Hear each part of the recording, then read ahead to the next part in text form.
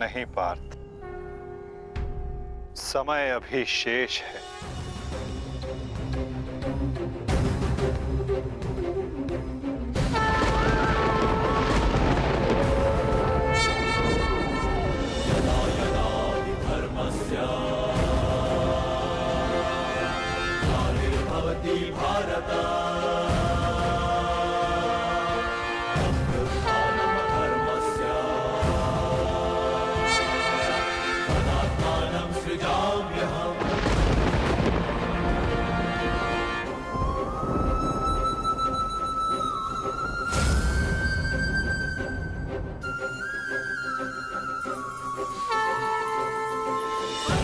ये सूर्य अस्त नहीं, राहु का उदय था।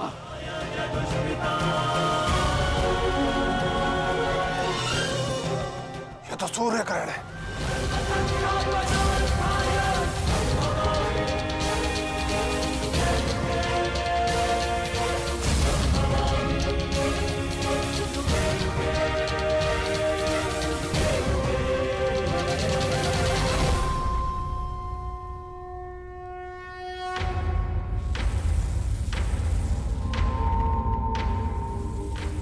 अपनी प्रतिज्ञा पूर्ण करो।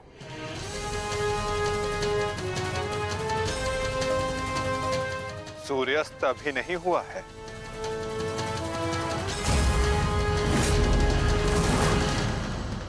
सएव धर्मः सौधर्मः देशकाले प्रतिष्ठितः अनानमानृतं हिंसा धर्मो यावत्तिकः स्थितः अनानमानृतं हिंसा धर्मो यावत्तिकः स्थितः।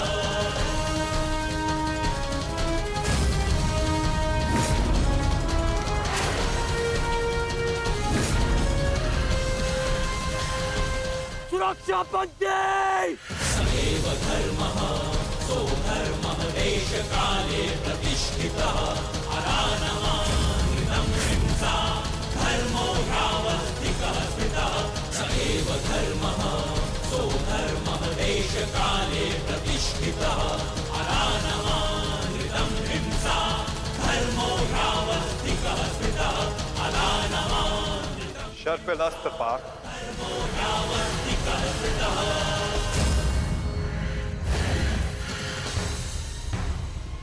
क्षेत्र!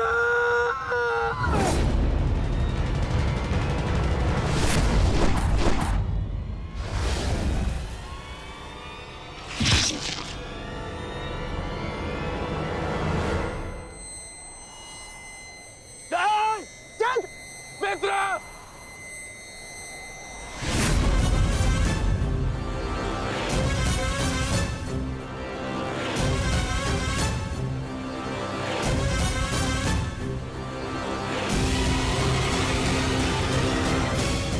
अर्जुन, जयद्रथ का वध तो तुमने कर दिया, परंतु अपनी मृत्यु को टाल नहीं पाओगे तुम, हैं?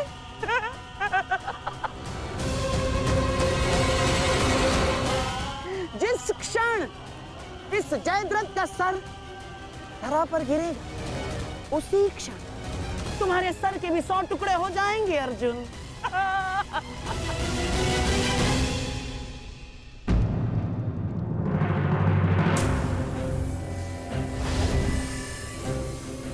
तुम तो विजय पाकर भी हार गए अर्जुन।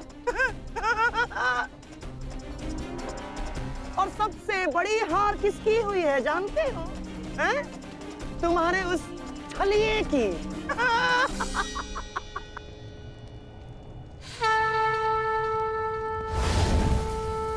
आज अंत अर्जुन का नहीं होगा गांधार राज, आज अंत तुम्हारी कुटिलता का होगा।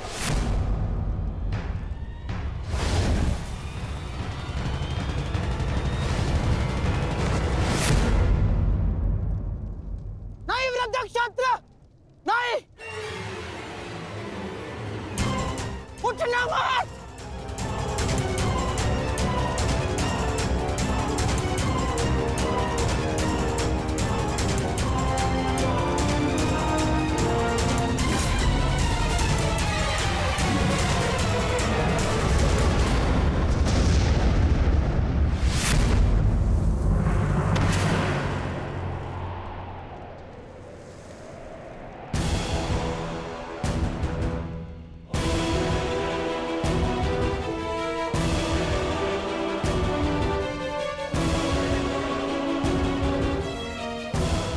अधर्म की काट के लिए धर्म को कुचक्र की नहीं, कौशल की आवश्यकता पड़ती है गांधार राज।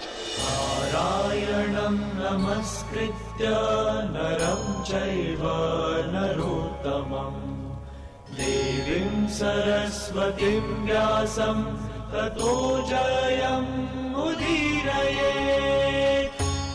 कवच कोई भी होकर किंतु सदा अधर्म की रक्षा नहीं कर सकता। नारायणं एक न एक दिन धर्म का बाण उसे भेद ही देता है।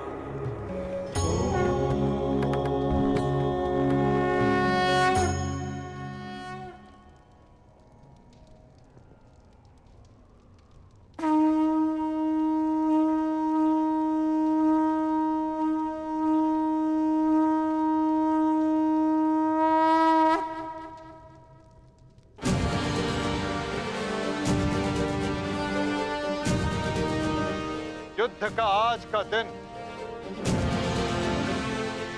समाप्त हुआ।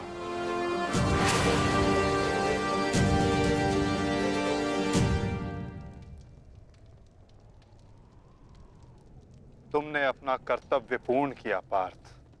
अब चलो, अभिमन्यु को विदा करो।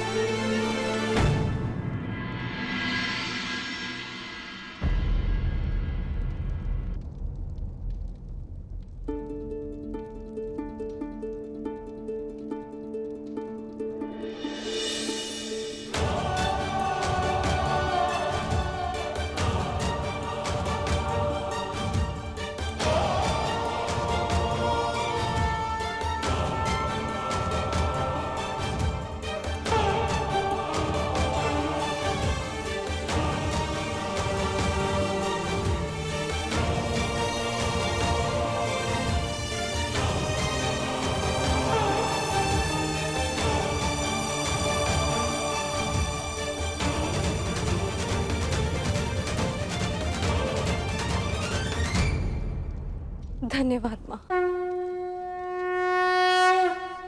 नहीं पांचाली, माता को धन्यवाद अभी नहीं।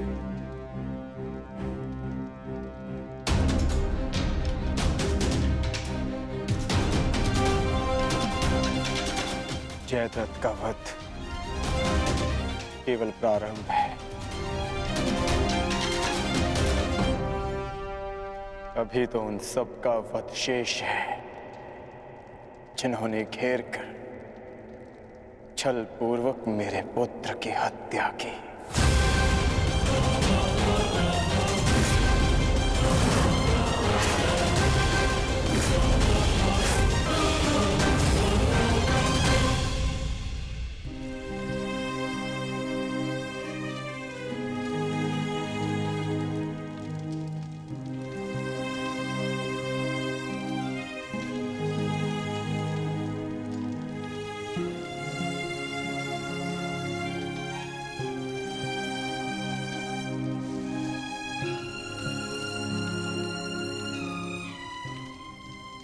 माता यज्ञसेनी का आशीर्वाद है मेरे साथ, और जब तक ये मेरे साथ है मुझे कुछ नहीं हो सकता।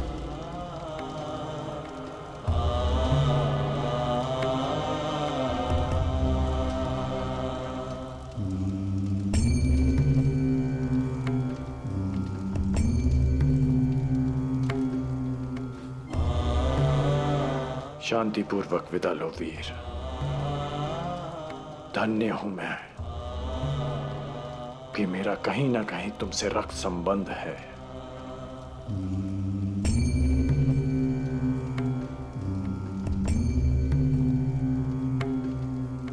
प्रेहि प्रेहि पतिभिः पूर्वैर्भिः यत्रा पर्युः भूभराजना स्वधया मदन्तायमं पश्यासि वरुणं च दिवम्। आज आप सब धन्य हो गए।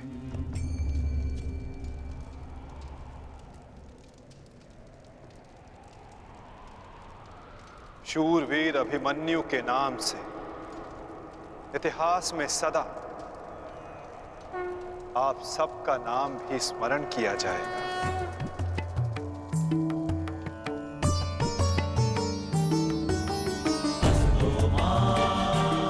और जो जिस मंतव्य के लिए आता है उसे एक न एक दिन संसार से जाना ही होता है, और जो जिस मंतव्य से आता है वो उसे पूर्ण करके अपने गंतव्य तक पहुंचकर अपनी जीवन यात्रा सफल बनाता है। अभिमन्यु की मृत्यु नहीं हुई है पार्थ, अभिमन्यु मुक्त हुआ है विजय के साथ, शौर्य के साथ।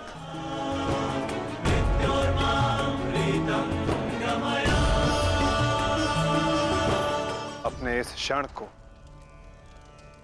अपनी दुर्बलता मत बनाना पार्थ।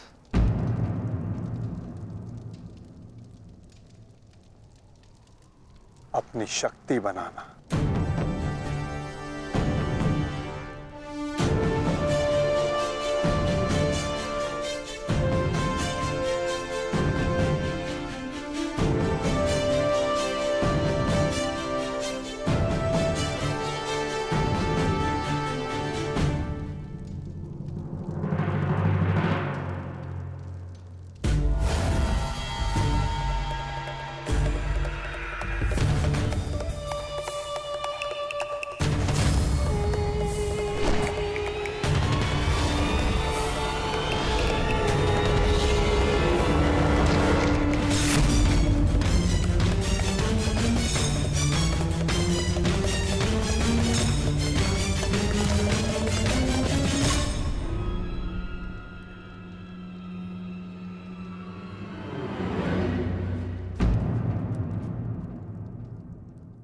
अर्जुन की वजह नहीं, हमारे मुख पर मारा गया थप्पड़।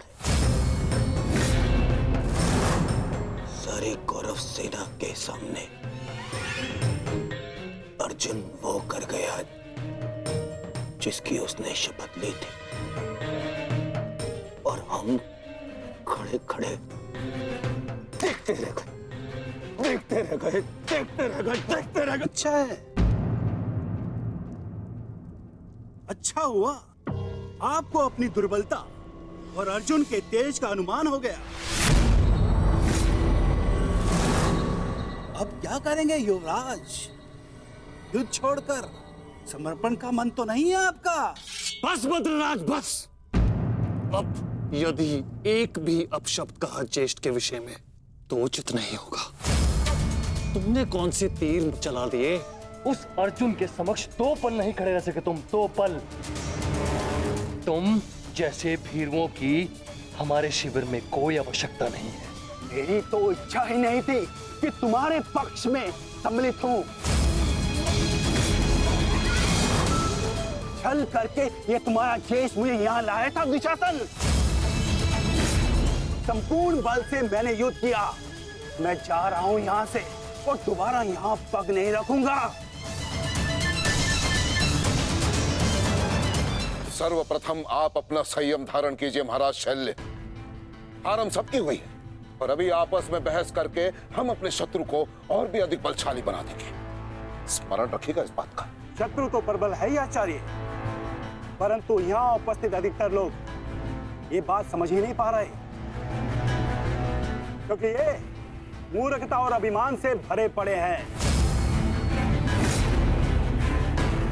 आज तो अर्जुन और कृष्ण की सम्मिलित शक्ति देखी, आज तो इसका प्रारंभ हुआ है और ये शक्ति कितना विध्वंस करने वाली है इसका अनुमान आप स्वयं लगा सकते हैं। अरे जो युद्ध से पहले ही शत्रुओं से भयभीत हो जाए वो विजय कैसे दिला सकता है? शांत हो जाओ दुशासन। हमारा वास्तविक शत्रु तो वो छलिया कृष्ण है, जो मेरी हर चाल को पलट देता है, हर चाल को। माना कि आज हमने बहुत कुछ खो दिया है, परंतु उस पर रोने से अधिक श्रेयस्कर तो उसका प्रतिशोध लेना है। प्रतिशोध अभी से आपका क्या तात्पर्य है गांधार राज? सूर्यास्त हो चुका है। कदाचित आप भूल रहे हैं, नियम एक ये भी था कि सूर्यास्त के पश्चात भी मशालों के प्रकाश में युद्ध किया जा सकता है। स्मरण है ना आपको? परंतु नियम क्या थे क्या नहीं, अब उसका कोई महत्व नहीं है आचार्य। 11 अपने 11 भाई खोए हैं मैंने, अब मुझे केवल प्रतिशोध चाहिए। वासुदेव कृष्ण ने छल न किया होता तो आज जयद्रथ नहीं, उस अर्जुन की चिता चल रही होती। कुछ चिताएं उनकी भी जलनी आवश्यक है।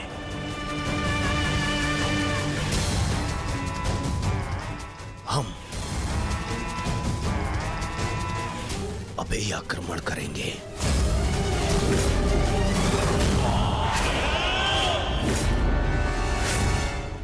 मैं कर्ण को संदेश भिजवाता हूं।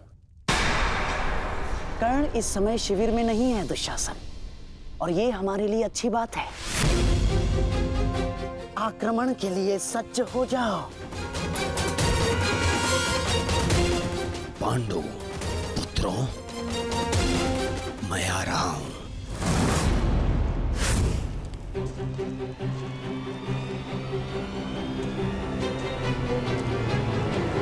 रुक जाओ, ये समय खेल खेलने का नहीं है वृषाली।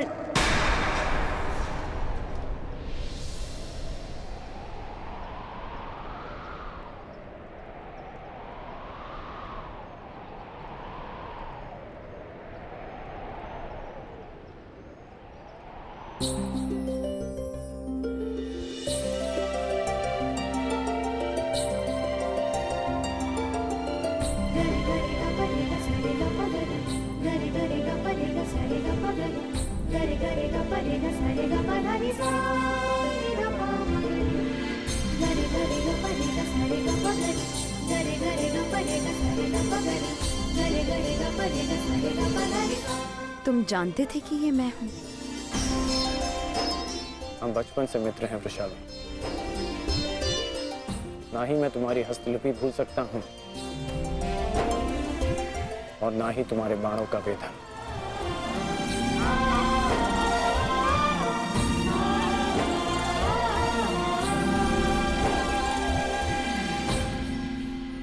तुम्हारे बाण अधिक तीव्र हो गए हैं, तुम्हारा लक्ष्य वेद अधिक सटीक हो गया है,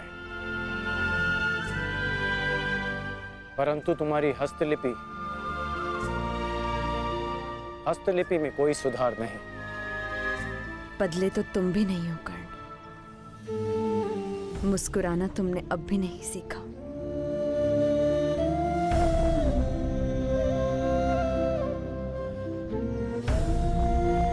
जीवन के हर क्षण के आश्चर्य में मुस्कुराहट खो गई है वृषाली। अब ये आश्चर्य भी तो देखो।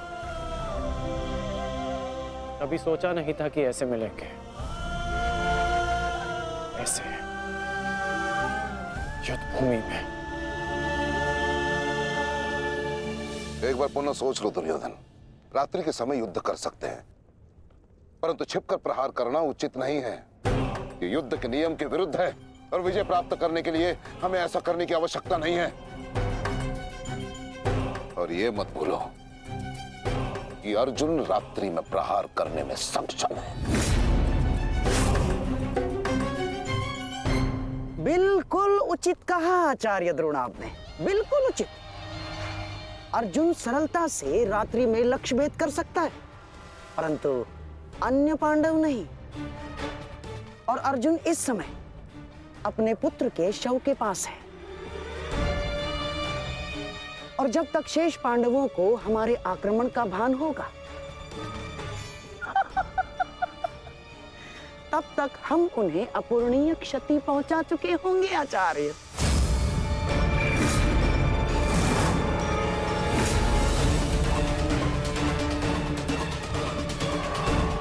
आक्रमण के लिए सज्ज हो जाओ और स्मरण रहे मेरे आदेश के पालन से पूर्व लौटना नहीं है। लौटना नहीं है, समझ गए?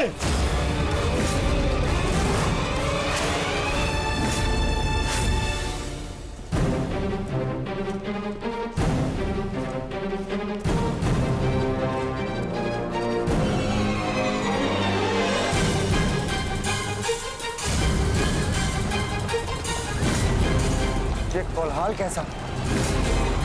ये सब क्या है? ये आक्रमण है ये!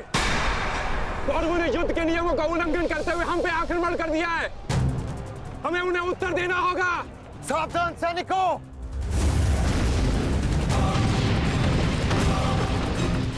उत्तरा, सहायता, द्रौपदी, मातश्री,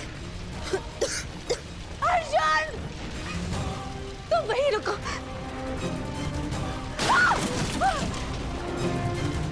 उत्तरा, भीम! तुम्हारे मन में ये प्रश्न होंगे कि मैं यहाँ इस भांति क्यों आई। भुगत क्रम में सुना मैंने कि तुम्हारा कवच और कुंडल तुमसे छीन लिया गया।